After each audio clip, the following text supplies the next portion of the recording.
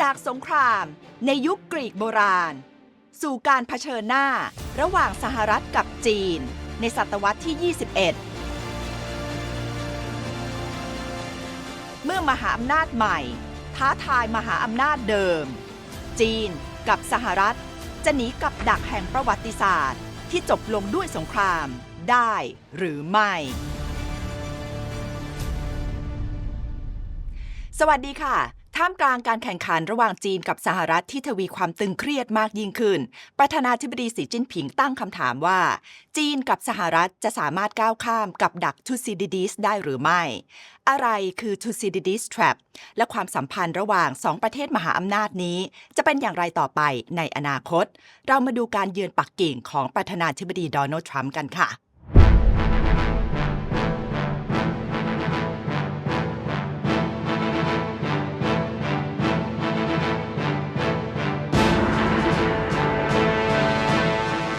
ประธานาธิบดีโดนัลด์ทรัมป์ไปเยือนกรุงปักกิ่งเมื่อวันที่ 13-15 พฤษภาคมที่ผ่านมาเป็นการเยือนครั้งสำคัญที่ทั่วโลกจับตามองค่ะเพราะนี่คือการพบกันของผู้นำ2ประเทศที่มีขนาดเศรษฐกิจใหญ่ที่สุดของโลกและเป็น2ประเทศมหาอำนาจที่มีการแข่งขันกันในทุกมิติทั้งในแง่การค้าเศรษฐกิจเทคโนโลยีและการทหารและมีหลายประเด็นค่ะที่สร้างความตึงเครียดระหว่างกันเช่นเรื่องสงครามการค้าสงครามอิหร่านการขายอาวุธให้ไต้หวันของสหรัฐและการจำกัดการส่งออกด้านเทคโนโลยีของสหรัฐไปจีนเป็นต้นในการกล่าวเปิดของประธานาธิบดีสีจิ้นผิงก่อนที่จะมีการประชุมกันประธานาธิบดีสีกล่าวว่าโลกกำลังเผชิญกับการเปลี่ยนแปลงครั้งใหญ่ที่ไม่เคยเห็นมาก่อนในรอบศตวรรษและสถานการณ์ระหว่างประเทศผันผวนและไม่แน่นอนโลกได้มาถึงทางแยกสำคัญจีนกับสหรัฐจะสามารถก้าวข้ามกับดักทูซิดิดิสและสร้างรูปแบบใหม่ของความสัมพันธ์ระหว่างประเทศมหาอำนาจได้หรือไม่เราจะสามารถร่วมกันรับมือกับความท้าทายของโลกและสร้างเสถียรภาพมากยิ่งขึ้นให้กับโลกได้หรือไม่เพื่อประโยชน์ของประชาชนของเรา2ประเทศรวมถึงอนาคตของคนทั่วโลกเราจะสามารถสร้างอนาคตที่สดใสยิ่งขึ้นสำหรับความสัมพันธ์ของเรา2ประเทศได้หรือไม่เหล่านี้คือคำถามที่สำคัญยิ่งต่อประวัติศาสตร์ต่อโลกและต่อผู้คนทั้งหลายเป็นคำถามแห่งยุคสมัยที่พวกเราต้องตอบให้ได้ในฐานะผู้นำประเทศมหาอำนาจประธานาธิบดีสีกล่าวด้วยค่ะว่าเขาเชื่อว่าทั้งสองประเทศมีผลประโยชน์ร่วมกันมากกว่าความแตกต่างความสำเร็จของฝ่ายหนึ่งคือโอกาสของอีกฝ่ายหนึ่งและความสัมพันธ์ทวิภาคีที่มั่นคงย่อมเป็นสิ่งที่ดีสำหรับโลกทั้งจีนและสหรัฐจะได้รับประโยชน์จากความร่วมมือและจะได้รับความเสียหายจากการเผชิญหน้ากันเราควรเป็นหุ้นส่วนกันมิใช่คู่แข่งเราควรสนับสนุนซึ่งกันและกันให้ประสบความสำเร็จและเจริญรุ่งเรืองไปด้วยกันเราควรหาทางที่เหมาะสมในการอยู่ร่วมกันของประเทศมหาอำนาจในยุคสมัยใหม่นี้ประธานาธิบดีสีปิดท้ายว่าอยากหารือกับประธานาธิบดีทรัมป์ในประเด็นสำคัญสำหรับทั้งสองประเทศและสำหรับโลกด้วยและอยากทำงานร่วมกันในการวางแนวทางข้างหน้าสำหรับความสัมพันธ์จีนกับสหรัฐเพื่อทำให้ปี 2026 เป็นปีหมุดหมายสำคัญที่จะเปิดบทใหม่แห่งความสัมพันธ์จีนกับสหรัฐค่ะ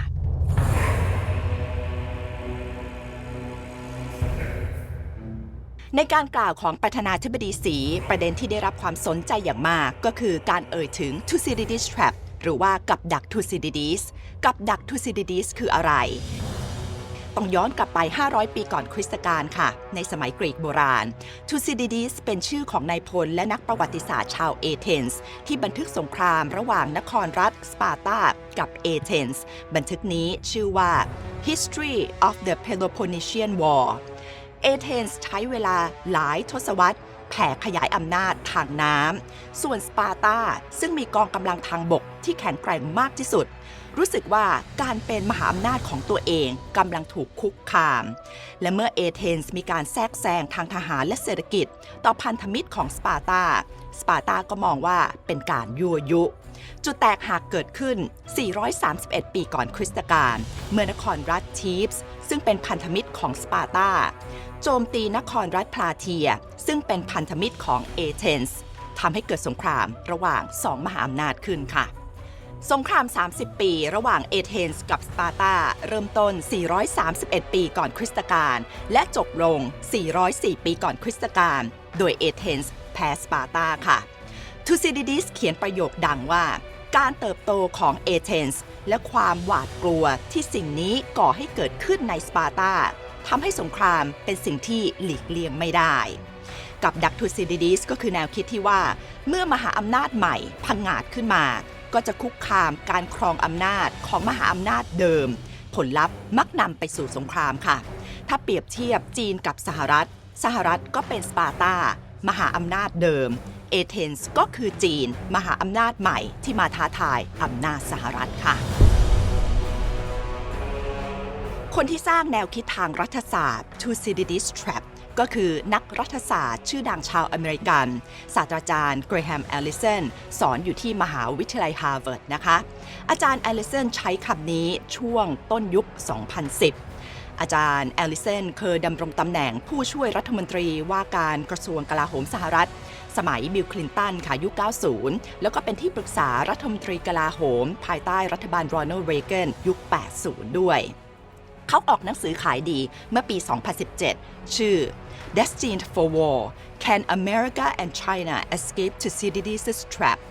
แปลตรงตัวเลยก็คือมุ่งสู่สงครามสหรัฐกับจีนจะหลีกเลี่ยงกับดัก Thucydides ได้หรือไม่อาจารย์แอลลิสันใช้แนวคิดของ Thucydides เรื่องมหาอำนาจใหม่กับเก่าแล้วก็มาปรับใช้กับประวัติศาสตร์สมัยใหม่นะคะมีการยกตัวอย่าง 16 กรณีในช่วง 500 ปีที่ผ่านมาเพื่อแสดงให้เห็นนะคะว่าเมื่อมหาอำนาจใหม่ถูกมองว่าเป็นภัยคุกคามต่อมหาอำนาจเดิมมี 12 กรณีที่ติดกับดักแล้วก็จบลงที่สงครามค่ะ12 กรณีที่จบลงด้วยสงครามก็อย่างเช่นฝรั่งเศสมหาอำนาจเดิมกับราชวงศ์ฮับสบวกมหาอำนาจใหม่ในช่วงครึ่งแรกของศตวรรษที่ 16มหาอำนาจเดิมราชวงศ์ฮับสบวกกับมหาอำนาจใหม่จักรวรรดิออตโตมันในช่วงศตวรรษที่ 16 และ 17มหาอำนาจเดิมคือจีนกับรัสเซียกับมหาอำนาจใหม่ญี่ปุ่นในช่วงปลายศตวรรษที่ 19 ต้นศตวรรษที่ 20สงครามโลกครั้งที่ 1 ก็เป็นการต่อสู้ระหว่างมหาอำนาจเดิมคือสหราชอาณาจักรโดยได้รับการสนับสนุนจากฝรั่งเศสและรัสเซียกับมหาอำนาจใหม่เยอรมนีและสงครามโลกครั้งที่ 2 คือการต่อสู้ระหว่างมหาอำนาจเดิมก็คือสหภาพโซเวียตฝรั่งเศสสหราชอาณาจักรกับมหาอำนาจใหม่เยอรมนีใน 4 กรณีค่ะที่ไม่ได้จบลงด้วยสงครามก็คือการขับเคี่ยวระหว่างมหาอำนาจเดิมโปรตุเกสกับมหาอำนาจใหม่สเปนในช่วงปลายศตวรรษที่ 15การแข่งขันระหว่างมหาอำนาจเดิมคือสหราชอาณาจักรกับมหาอำนาจใหม่สหรัฐอเมริกาในช่วงต้นศตวรรษที่ 20สงครามเย็นระหว่างสหรัฐกับสหภาพโซเวียตในช่วงปี 1940 ถึง 1980และการแข่งขันระหว่างมหาอำนาจเดิมคือสหราชอาณาจักรกับฝรั่งเศสและมหาอำนาจใหม่เยอรมนีในช่วงยุค 1990 จนถึงปัจจุบันที่ไม่ลงเอยด้วยสงครามสำหรับ 4 เหตุการณ์นี้นะคะก็ด้วยปัจจัยที่แตกต่างกันออกไปค่ะเช่นกรณีสหรัฐท้าทายมหาอำนาจเดิมสหราชอาณาจักรในช่วงต้นศตวรรษที่ 20ด้วยปัจจัยหลายอย่างของสหราชอาณาจักรเองก็ทำให้สหราชอาณาจักรยอมรับและยอมปรับตัวกับการผงาดขึ้นมาของสหรัฐอเมริกากรณีสงครามเย็นระหว่างสหรัฐกับสหภาพโซเวียตที่ไม่พัฒนาไปเป็นสงครามร้อนหลักๆก็เพราะว่าต่างฝ่ายรู้ถึงหายนะของอาวุธนิวเคลียร์ที่ทั้งคู่มีและทั้งคู่เข้าใจตรงกันค่ะว่ามีข้อจำกัดในการแข่งขันระหว่างกันคือจะแข่งขันกันหรือขัดแย้งกันทำได้ทุกรูปแบบยกเว้นการสู้รบกันโดยตรงและในที่สุดทั้งปัจจัยภายในและปัจจัยภายนอกประเทศทำให้ระบอบโซเวียตล่มสลายในปี 1991 ค่ะกรณีจีนกับสหรัฐอาจารย์แอลลิสันอธิบายความตึงเครียดที่เกิดขึ้นว่าเมื่อมหาอำนาจที่ผงาดขึ้นอย่างจีนกำลังคุกคามมหาอำนาจเดิมอย่างสหรัฐโอกาสเกิดสงครามก็มีมากขึ้นแต่ก็ไม่ใช่ว่าจะหลีกเลี่ยงสงครามไม่ได้เลยซะทีเดียวนะคะทั้งสองฝ่ายต้องปรับตัวยอมรับซึ่งกันและกันประนีประนอมกันและบริหารจัดการความสัมพันธ์ให้ดีค่ะ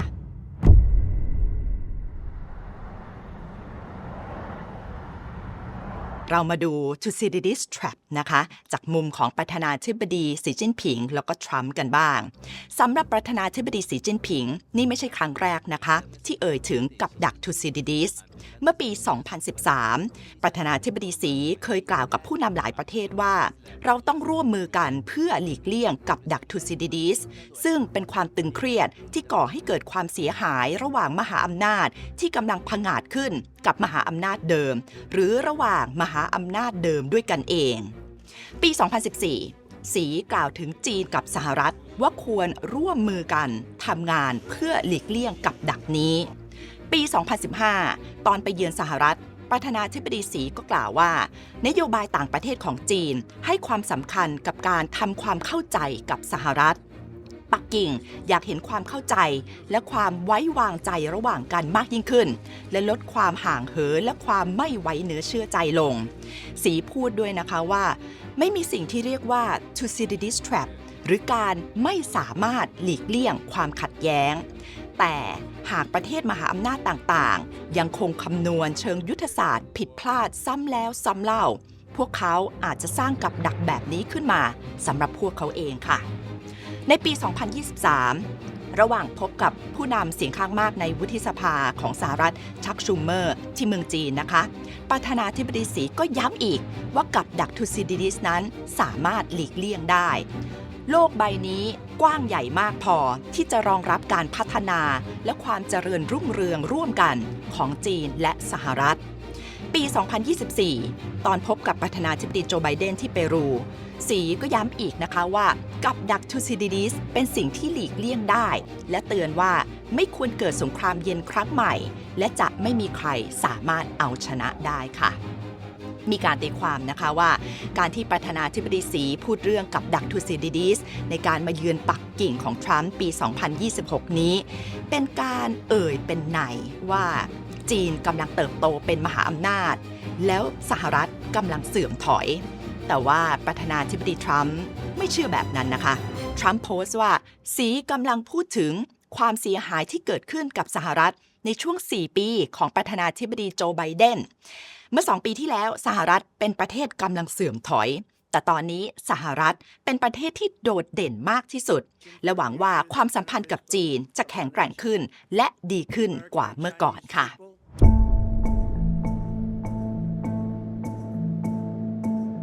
มาดูมุมมองของศาสตราจารย์เกรแฮม แอลลิสันกันบ้างนะคะ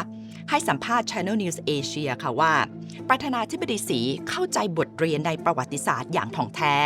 ในขณะที่ประธานาธิบดีทรัมป์ก็เข้าใจความเสี่ยงที่อาจจะเกิดขึ้น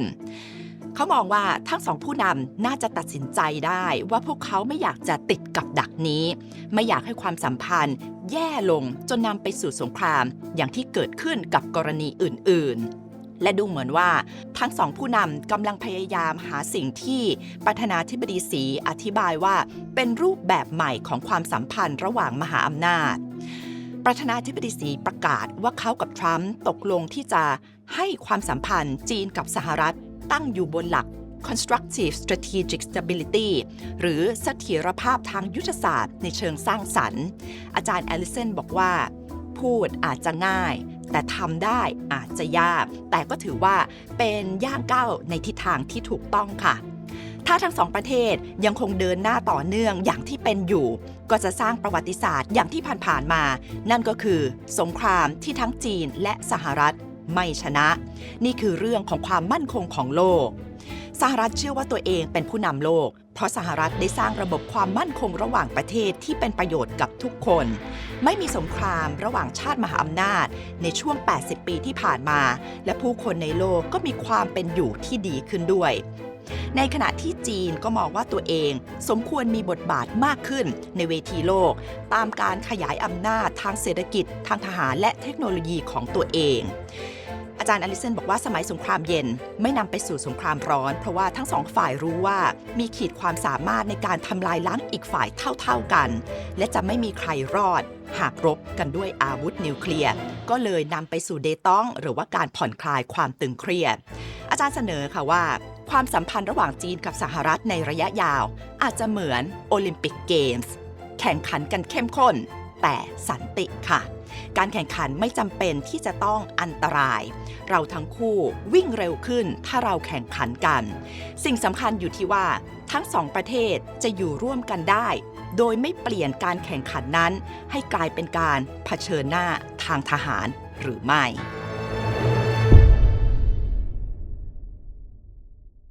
ประเด็นที่สำคัญที่สุดนะคะสำหรับความสัมพันธ์สหรัฐกับจีนก็คือประเด็นไต้หวันค่ะ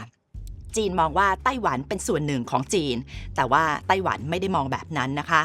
และแม้ว่าสหรัฐจะมีความสัมพันธ์อย่างไม่เป็นทางการกับไต้หวันมีกฎหมายผูกมัดให้ช่วยเหลือไต้หวันและส่งอาวุธให้ไต้หวันแต่สหรัฐก็ใช้นโยบายกำกวมเชิงยุทธศาสตร์นั่นก็คือไม่เคยออกมากล่าวชัดเจนนะคะว่าจะใช้กำลังทหารปกป้องไต้หวันหรือไม่หากถูกจีนโจมตีความกำกวมนี้ก็เพื่อป้องปรามไม่ให้จีนบุกไต้หวันและไม่ให้ไต้หวันประกาศเอกราชในการมาเยือนของทรัมป์สีจิ้นผิงเตือนสหรัฐนะคะว่าหากจัดการประเด็นนี้ผิดพลาดมหาอำนาจทั้งสองประเทศอาจเกิดการปะทะกันหรือแม้กระทั่งนำไปสู่ความขัดแย้งซึ่งจะทำให้ความสัมพันธ์ทั้งหมดตกอยู่ในอันตรายอย่างยิ่งหลังการเยือนจีนทรัมป์ให้สัมภาษณ์นักข่าวว่าเขากับสีจิ้นผิงพูดคุยกันเยอะเกี่ยวกับไต้หวันแต่เขาไม่พูดว่าสหรัฐจะปกป้องไต้หวันหรือไม่ทรัมป์กล่าวว่า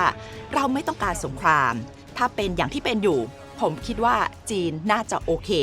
ในขณะเดียวกันเราก็ไม่ต้องการให้ใครพูดว่าประกาศเอกราชดีกว่าเพราะสหรัฐสนับสนุนเราอยู่ระเบียบโลกต่อจากนี้จะเป็นอย่างไรจีนกับสหรัฐจะสามารถก้าวข้ามกับดักทูซิดิดิสได้หรือไม่การตัดสินใจของผู้นำสองประเทศมหาอำนาจย่อมส่งผลกระทบต่อคนทั่วโลกค่ะสวัสดีค่ะ